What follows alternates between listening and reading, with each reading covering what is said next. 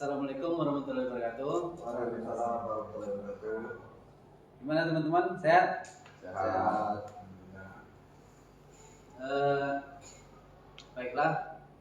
Terima kasih sudah menghadiri undangan saya ke ruangan ini.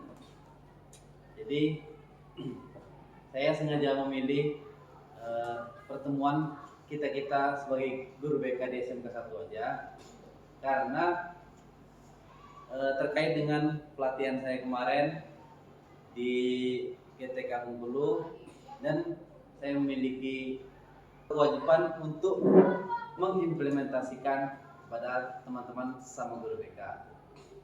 Tapi yang perlu diingat di sini saling sharing aja ya, karena saya yang duluan diberi ilmunya, bukan maksud menggurui. Oke teman-teman, di sini saya mempunyai 7 jurus BK hebat dari hasil pelatihan di GTK kemarin. Yaitu bisa kita lihat di PowerPoint. Jurus 1 yaitu kenali potensi. Sini untuk menghemat waktu, saya akan sedikit membahas dari ketujuh jurus ini. Jurus 1 yaitu kenali potensi. Nah, dan simulasinya itu yaitu kita dalam mengenali potensi siswa atau peserta didik, kita bisa melakukan asesmen yaitu di laman akupintar.id. Itu bisa tes kemampuan, gaya belajar, dan intelijensi lainnya. Agar apa? Agar mengenali potensi siswa itu sendiri. Dan bisa menjadi acuan, seperti contohnya gaya belajar.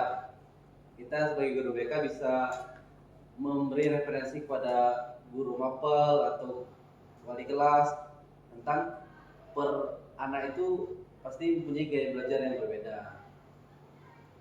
Ada yang auditori, ada yang visual, ada yang audio visual gabungan, ada yang kinestetik. Nah, seperti diilustrasikan di gambar di PowerPoint depan kita. Jadi ada seorang guru sedang melatih beberapa hewan, yaitu monyet, penguin, gajah, ikan, anjing laut, dan serigala. Jadi si guru berkata, untuk seleksi yang adil akan dilakukan ujian. Nah, yaitu silakan memanjat pohon tersebut yang ada di belakang hewan-hewan tersebut. Tentu monyet akan lebih menguasai ujian ini. Betul Pak Teddy? Seperti itu? Nah, jadi itulah gambaran kemampuan hewan dalam ujian itu berbeda. Begitu pula dengan kita. Oke. Selanjutnya jurus 2. Jurus kedua yaitu kelola emosi. Nah, dalam kelola emosi ini mungkin lebih pendekatan kita lebih ke games. Nah, yang pertama bisa kita lihat yaitu bermain kertas emosi. Jadi masing-masing anak kita kasih 1 lembar kertas kosong per anak. Nah, lalu kertas kosong ini menjadi cerminan perasaan atau isi hati anak-anak tersebut. Nah, lalu nanti kita ceritakan atau bisa teman-teman sekalian improvisasi cerita yang memainkan emosi anak tersebut, seperti di sini. Nah, si anak nanti diminta kalau merasakan emosi, silakan meremukan kertas yang ada di tangan kalian, atau jika marah atau besar silakan merobek kertas tersebut. Ternyata kita bisa mengelola emosi atau menunda emosi dengan bersabar. Yang ketiga, yaitu tumbuhkan resiliensi. Nah, jadi teman-teman guru BK sekalian, resiliensi dalam bahasa Indonesia yaitu daya lenting.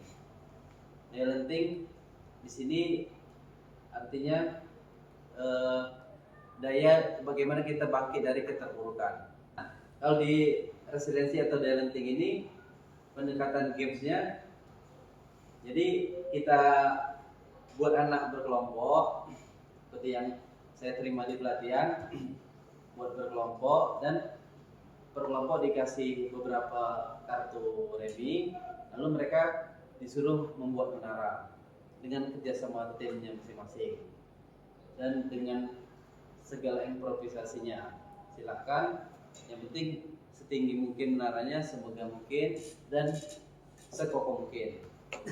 Nah, jadi nanti masing-masing kelompok jika sudah selesai membuat menaranya, diminta menguji kekuatan menara kelompok lain. Menara itu goyah atau bahkan roboh. Nah, disitulah kita menggali atau mengaitkan ke resiliensi atau daya lenting siswa. Kita bisa menanyakan apa sih yang kalian rasakan saat menara kalian goyah, menara kalian roboh. Nah, apa itu juga bisa disambungkan dengan kehidupan nyatanya.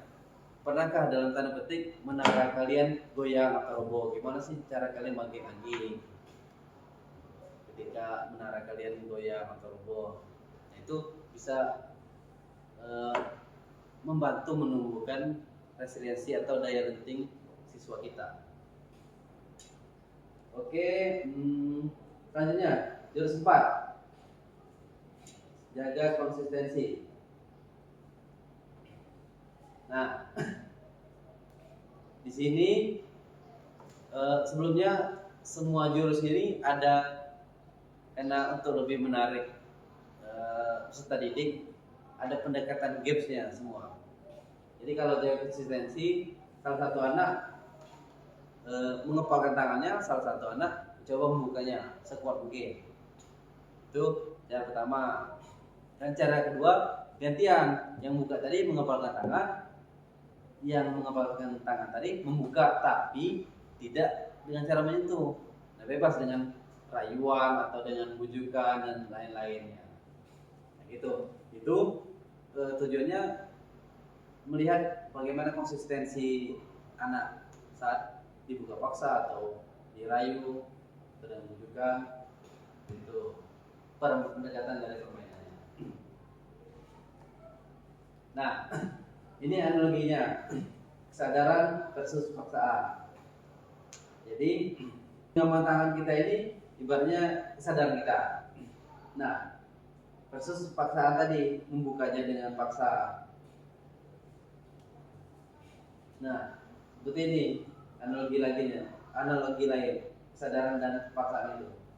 Itu kita lihat iklan di tepi jalan. Nah, di iklan itu kita lihat jangan lihat ke kiri, akan tapi iklannya dikasih warna merah yang atau warna yang berseberangan kontras seperti merah kuning, merah biru, merah hitam. Itu secara nggak langsung memacu alam bawah sadar kita. Jadi perintah sama dengan anjuran, bukan abaikan. Larangan menjadi rekomendasi, karena alam bawah sadar kita secara tidak langsung. Oke, langsung saja ke jurus selanjutnya, yaitu jalin koneksi. Di jalin koneksi ini pendekatan gamesnya lagi. Jadi mereka disuruh berhadapan lagi nih, kelompok yang tadi nih yang saling mengepalkan tangan dan buka. Nah, jadi salah satu diminta untuk bercerita, dan yang satunya lagi diminta untuk tidak mendengarkan, dia fokus ke arah lain. Nah itu skenario satu.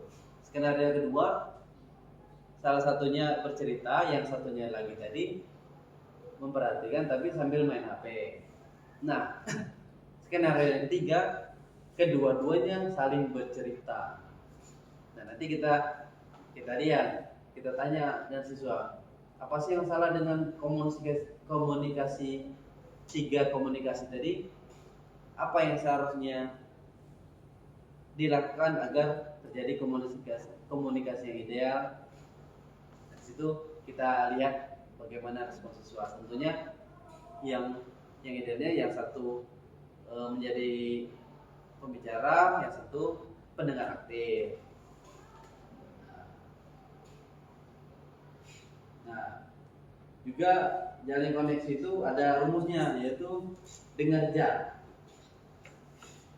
Dedikasikan tubuh dan jiwa kita. Ekspresi diperlihatkan. Dedikasikan tubuh dan jiwa, ya seperti tadi. Jika tidak mendedikasikan, ada yang sambil bermain HP. Ekspresi diperlihatkan. Nah, kita harus mengekspresikan kita tuh tertarik dengan pembicaraan ini. Lalu netralkan posisi, tentu dengan tidak terlalu selonjor dan tidak terlalu santai. Jadi perlihatkan posisi tertarik dengan pembicaraan. Lalu G, gangguan hilangkan. Balik lagi dengan handphone tadi disingkirkan dahulu. Lalu amati si pembicara.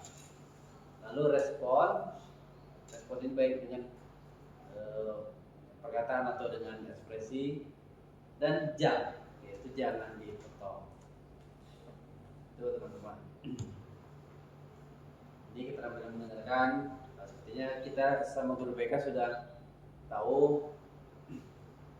Nah, ini contoh nyatanya, yaitu soler.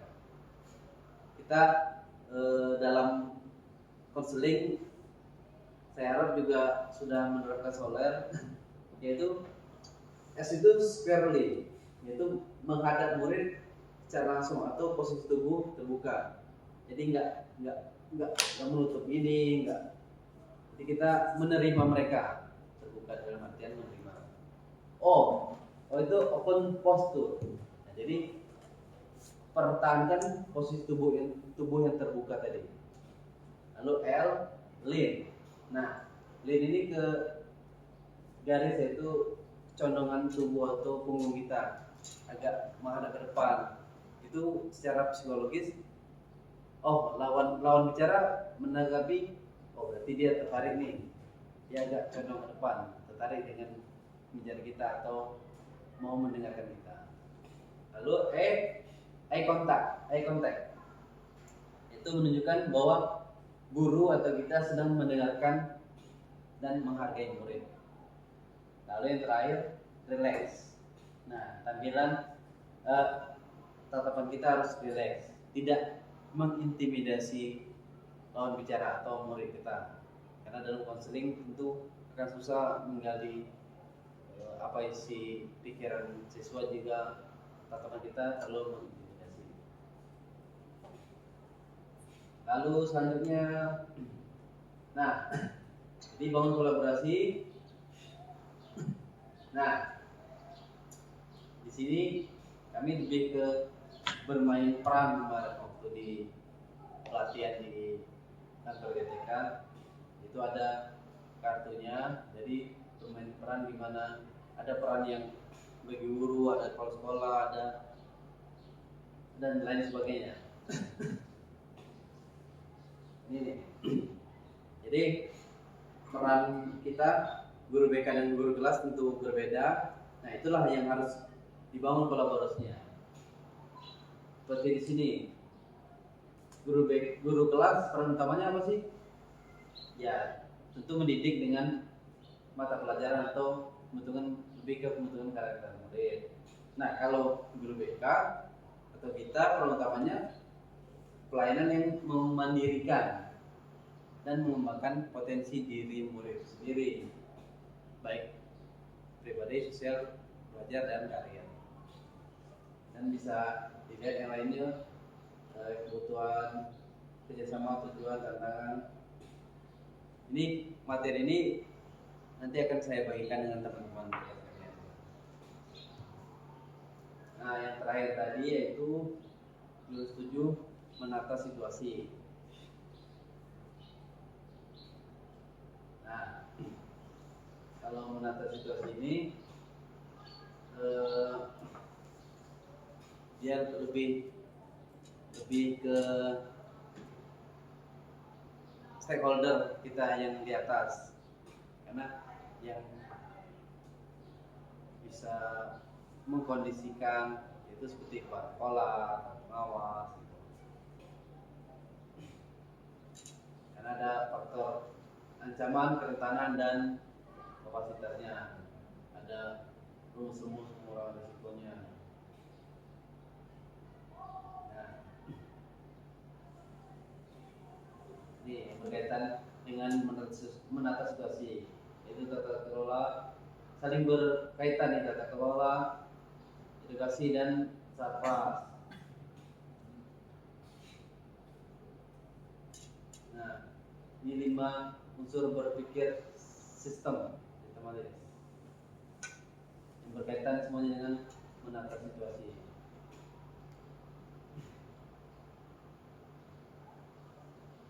Jadi seperti itulah teman-teman, kurang lebih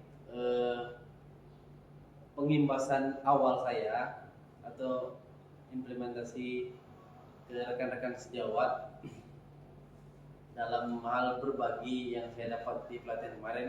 Tidak bermaksud, sekali lagi tidak bermaksud menggurui. Kedepannya mungkin kita bisa lanjut lagi implementasi yang lebih dalam, atau rekan-rekan BK sekalian ada yang ingin tanyakan lagi, kita jadwalkan di pertemuan selanjutnya.